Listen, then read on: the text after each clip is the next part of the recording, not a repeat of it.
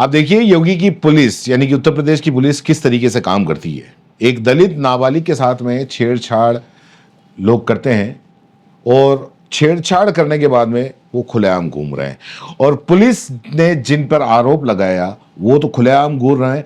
जो बचाने वाले थे दो लोग, उनके ऊपर आरोप लगा के और उन पे केस कर दिया। सोचिए कि एक बस में एक दलित बच्ची के साथ में छेड़छाड़ की घटना होती है और दलित बच्ची अपने लिए न्याय की गुहार लगाती हुए शिकायत दर्ज कराने जब थाने पहुंचती है तो पुलिस बजाय उसकी मदद करने के, शिकायत लिखने के, उसको समझाइश करके रफा दफा कर देती है कि अरे जान दो, ये तो मामला ऐसा होता रहता है, क्या शिकायत करना। और उसके बाद में भी जब वो नहीं मानती तो बजाय उन लोगों के खिलाफ केस करने के, उन लोगों के खिलाफ कार्रवाई करने के, वो क्या करती है, वो पुलिस मुसलमानों के ऊपर, दो मुसलमान युवकों के ऊपर मामला दर्ज कर देती है। इससे पहले कि इस घटना की पूरी बात बताएं, इस पूरे मामले की बात करें, हम आपको जो सोशल मीडिया के ऊपर ये इस घटना से जुड़ा हुआ एक वीडियो वायरल हो रहा है, आप वो थोड़ा सा देख लीजिए। उसके बाद में हम आगे की पूरी घटना की बात करते हैं।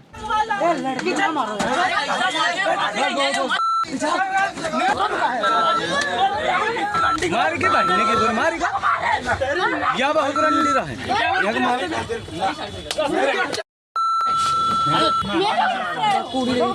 तो ये घटना उत्तर प्रदेश के लखीमपुर खीरी की ये घटना बताई जा रही है, जहां पर एक चलती बस में दलित बच्ची के साथ में छेड़छाड़ की घटना होती है। और ये फिर से याद दिला दे कि यूपी में ये पूरा का पूरा मामला हो रहा है, जहां के बाबा योगी बाबा सीएम चीख चीख कर ये बोलते हैं कि हमारे यहाँ बेटियां बहुत सुरक्षित हैं, इस तरीके से। लेकिन अफसोस की बात यह है कि किसी भी उम्र, किसी भी वर्ग की लड़की हो या फिर बूढ़ी हो, बच्ची हो, वो सुरक्षित नहीं है। हर किसी उम्र की लड़की पर, औरत पर गंदी नजर डाली जाती है। मंचलों का हौसला अब इतना बढ़ गया है क्योंकि उन्हें पता है कि उनके साथ में, उनके ऊपर कोई कार्रवाई होनी नहीं है।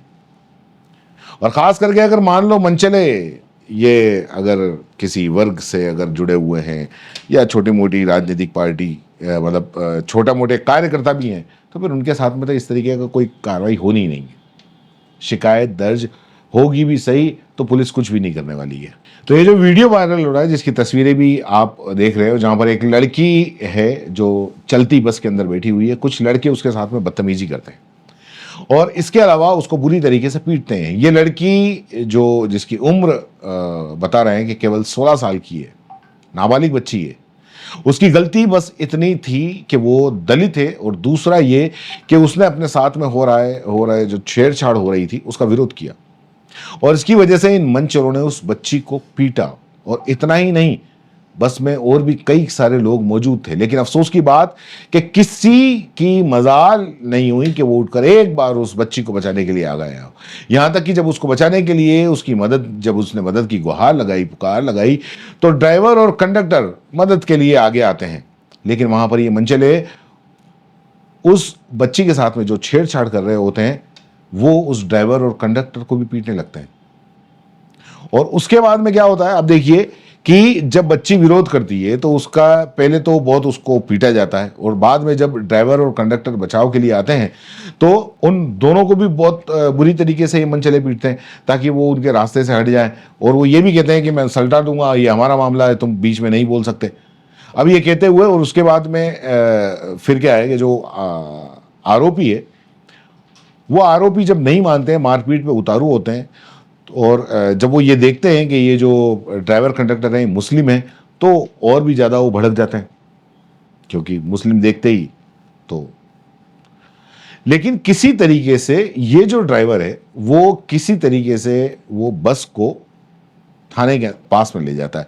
जब पास में का जो थाना था वो पास में ले जाता है और उसके बाद में वो वहाँ पर शिकायत दर्ज करता है कि इसी तरीके से ये जो मंचले हैं जो बस के अंदर बैठे हुए हैं वो बच्ची के साथ में मारपीट कर रहे हैं, बच्ची को छेड़छाड़ कर रहे हैं। जब हमने उसको बचाया तो वो हमारे साथ भी मारपीट कर रहे हैं।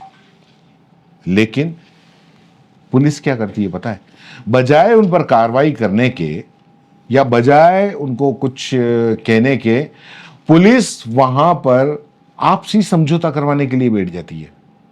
मतलब सीधी सी बात है कि कुछ लड़के गुंडई कर रहे हैं, एक लड़की को छेड़ रहे हैं, लेकिन पुलिस बजाय उन पे कार्रवाई करने के वहां समझौता कराती है कि ऐसी हरकतें तो होती रहती हैं, ये चलता रहेगा। अब आप ये यूपी पुलिस का क्या कहोगे आप? मतलब बजाय मामला दर्ज करने के, शिकायत लिखने के, उल्टा समझा बुझा कर उनको भेज देती है कि अरे कोई बात नहीं साहब, ऐसी छोटी मोटी चीजें तो आपस में निपट लिया कर, होती रहती हैं।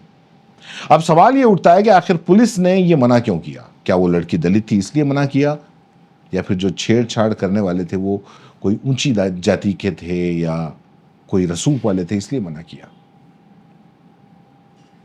क्योंकि ऐसे ही मनचले जो छेड़छाड़ की घटनाएं जो होती हैं उनको अंजाम देते हैं, और उसके बाद में फिर आगे जो ये घटनाएं वो बड़ी हो जाती हैं। अब एक बार जैसे ही उन्होंने उनको रवाना करा तो उसके बाद में जो मनचले थे उनके हौसले और ज्यादा बुलंद हो गए, और उन्होंने क्या किया कि फोन करके अपने और साथियों को और बुला लिया, जो अगले मोड़ पर सिसैया के पास में रोकता है, और यहां पर उसके साथी और चढ़ जाते हैं और बच्ची के साथ में और ज्यादा छेड़छाड़ और उससे मारपीट करने लगते, और जो साथी चढ़ते हैं और ये सब मिलके कंडक्टर और ड्राइवर के साथ में भी बुरी तरीके से मारपीट करते हैं।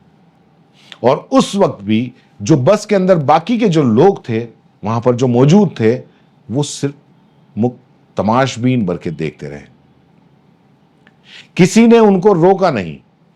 बस एक इंसान था जिसने वीडियो बना लिया और बाद में सोशल मीडिया पर उसने वायरल कर दिया, और उसके बाद जो लड़की को बुरी तरीके से पीटा जाता है, वीडियो में आप देख सकते हो कि वीडियो में एक बच्ची के बालों को खींचा जा रहा है, बुरी तरीके से उसको मारा जा रहा है, लोग उसका बचाव जो है वो ड्राइवर कंडक्टर उसका बचाव कर रहे हैं, लेकिन इसके बावजूद लड़के लगातार पीटते जा रहे हैं, उनको भी पीटते जा रहे हैं। जब उनका मन भर जाता है पीट कर अच्छे से, क्योंकि छेड़छाड़ करके आप सोचिए कि बच्ची के साथ में छेड़छाड़ ऐसे मामले ही आगे जाके और केस बनते हैं। लेकिन इसी बीच होता क्या है कि सभी आरोपी वहां से जब उनका मन बढ़ जाता है तो कूद कर और भाग जाते हैं, और उसके बाद में ये ड्राइवर कंडक्टर और ये बच्ची वापस पुलिस स्टेशन पहुंचते हैं, और जाते जाते ही ये लोग ड्राइवर के जो 25,000 नगद होते हैं वो भी लेकर के चले जाते हैं, उसको लूट करके चले जाते हैं। अब जब ये पूरा मामला जाके पुलिस में बताते हैं कि पुलिस इन लोगों पे कार्रवाई करेगी, एफआईआर दर्ज करेगी, लेकिन साहब वहां पर कुछ और ही कहानी होती है। और कहानी क्या होती है, क्योंकि मतलब आप पुलिस को देखिए और उस पुलिस की मानसिकता को देखिए। जब वो शायद पुलिस ने देखा कि जो लड़की है वो दलित है और जो दो शिकायत करने वाले हैं वो मुस्लिम है, तो बजाय कुछ करने के पुलिस उनको समझाने की वापस कोशिश करती है और कहती है कि ये तो चलता रहता है, होता रहता है, तुम चले जाओ। लेकिन बात ये नहीं मानते, न ड्राइवर मानता है और न ही कंडक्टर मानता है। वो कहते हैं कि नहीं, हम पुलिस के अंदर मामला दर्ज ही करवाएंगे।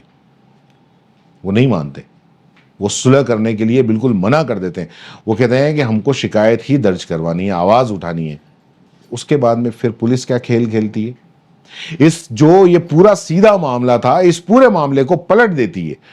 ड्राइवर ये खुद बताता है कि पुलिस ने हम पर आरोप लगाया, यूपी पुलिस ने, जबकि हम न्याय की बात कर रहे थे और ये मानने के लिए हम तैयार नहीं थे कि हम कोई समझौता नहीं करने जा रहे। बच्ची की इज्जत का मामला है, इज्जत के साथ उन्होंने खिलवाड़ किया है। तो उसके बाद में जो पुलिस है वो नया बयान जारी करती है। वो क्या करती है कि जो आरोप उन मंचनों पर लगा था वो आरोप वो ड्राइवर और कंडक्टर पर लगा दिया जाता है कि इन्होंने छेड़छाड़ करी। यूपी पुलिस कहती है कि मुस्लिम ड्राइवर और जो कंडक्टर हैं उन्होंने दलित बच्ची के साथ में छेड़छाड़ की, और जो मंचले हैं जिन्हें हम बता रहे हैं वो तो उस बच्ची को बचाने के लिए चढ़े थे। सोचिए ये पुलिस, यूपी की पुलिस किस तरीके से काम कर रही है। महिला सुरक्षा, और ये तो आप दूसरी बात जान दीजिए, मतलब जो शिकायत करने आया उसी के ऊपर आपने क्रिमिनल चार्जेस लगा दिए, और जो क्रिमिनल माइंडेड लोग हैं जो इस तरीके से ये हरकत करके गए वो आराम से घूम रहे हैं। तो किसको न्याय की उम्मीद होगी? कौन न्याय मांगेगा और कौन न्याय मांगने इन पुलिस थानों के अंदर जाएगा? या फिर ये सोच लिया जाए कि अगर मुस्लिम है और दलित है तो वो न्याय की उम्मीद नहीं रखे? आखिर इस घटना को लेके काफी सवाल उठते हैं और उठने भी चाहिए कि क्या ये सरकार, ये प्रशासन, ये पुलिस क्या इसी तरीके से काम करती है? इस पूरे मामले के अंदर जब ये वीडियो सामने आया और वीडियो सामने आने के बाद में वापस इस मामले को देखा जा रहा है, अभी तक किसी को गिरफ्तार किया नहीं है। इतना जरूर है कि आरोप लगाया गया है, वो भी किस पे? जो बचाने गए थे उन पे। उनको बोला कि लड़की को क्यों छेड़ते हो, और उनको जब हम बोले तो उन्होंने, जो 2-3 लड़के थे, वो हाथापाई हमसे करने लगे। बनाओ अपना कर लो राजीनामा हमने नहीं किया तो धुक्के से हमको वो भेज के दूसरा एप्लीकेशन लिखवा के, दूसरी तहरीर लिखवा के हमसे लिया। आपका इस पूरे मामले में क्या कहना है? नीचे कमेंट बॉक्स में बताएं। धन्यवाद।